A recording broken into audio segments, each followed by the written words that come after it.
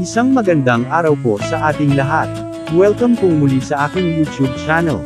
Napaka-exciting po ang episode natin today dahil may inaabangan po kaming darating dito sa backyard. Samahan ninyo kami upang siya ay salubungin. A few moments later. Dumating na ang aming hinihintay. Bumalik na muli ang isang inahin dito sa aming backyard.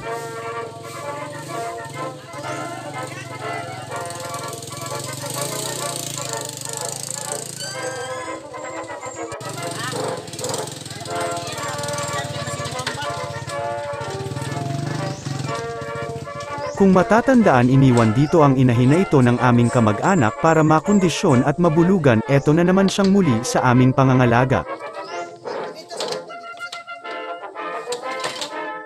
Kapapanganak lang ng inahin nito ng 17 piglets at may isa na hindi pinalad at 16 na lang.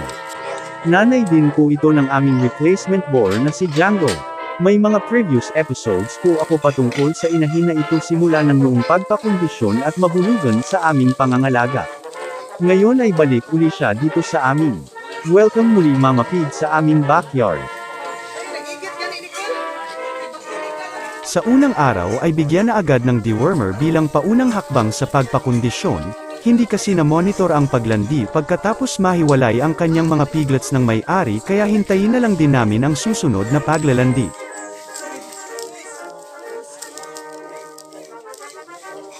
Sa mga susunod na mga araw ay ang antibacterial medicine at vitamina. Katulad ng ginagawa sa mga inahin namin dito bago mabulugan.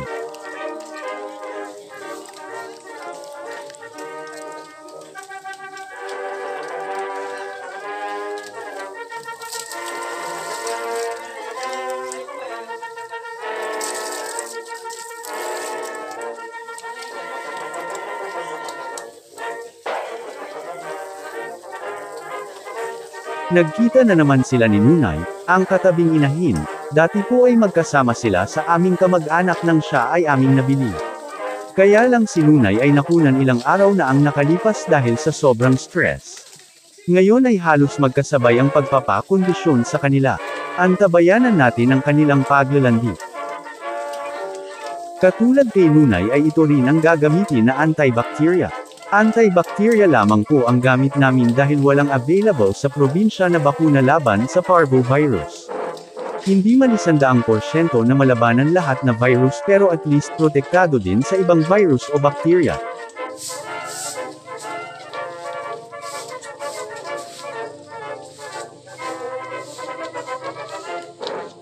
Nandito na rin ang kanyang Mama Pig.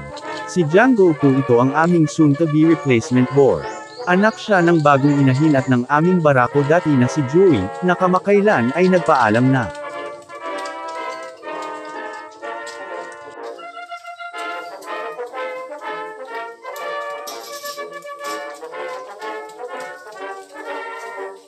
May tatlong inahin na tayo na aalagaan. Ito naman si Rasa, in less than a month ay schedule na siyang manganak, sana kaawaan ng Diyos.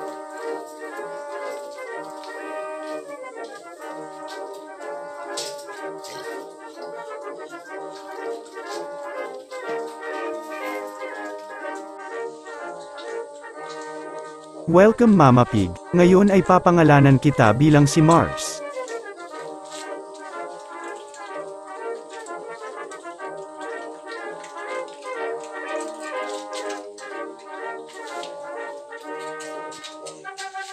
Hanggang dito na lamang po ang aking video at antabayanan po natin ang mga ganap ni Mars at sa ibang mga alaga.